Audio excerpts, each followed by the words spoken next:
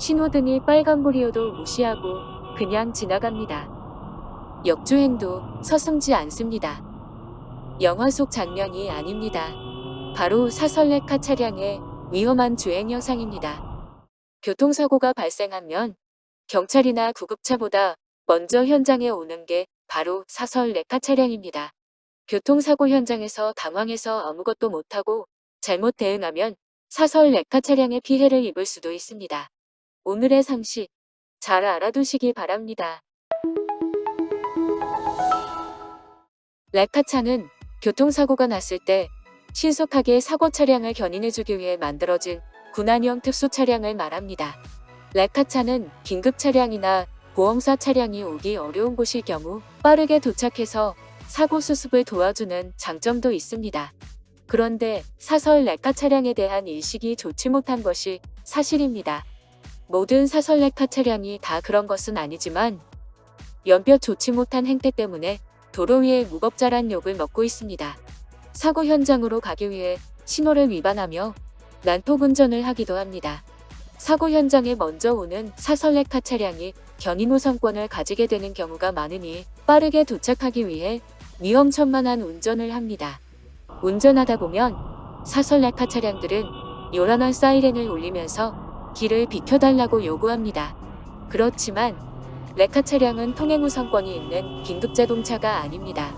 양보의 의무가 있는 긴급자동차는 구급차, 소방차, 혈액공급 차량 및 대통령령으로 정하는 자동차입니다.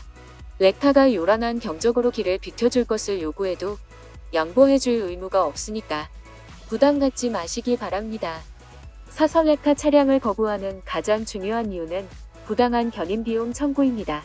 운전자 동의 없이 막무가내로 차량을 견인하고 과다한 비용을 청구하거나 미차 사고 예방을 위해 잠시 도로 갓길까지만 옮겨주겠다고 하고 필요 이상의 비용을 청구하는 경우가 있습니다.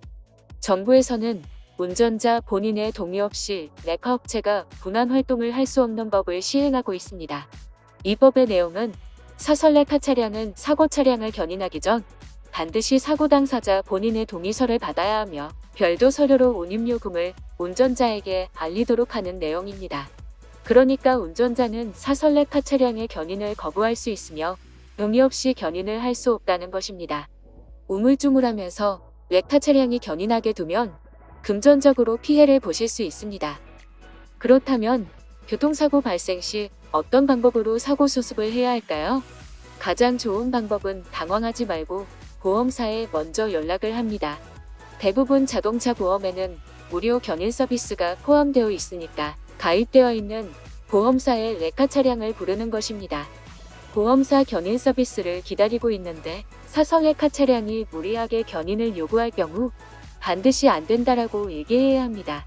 그래도 강제로 견인을 할 경우 영상을 촬영해서 반드시 증거로 남겨야 합니다.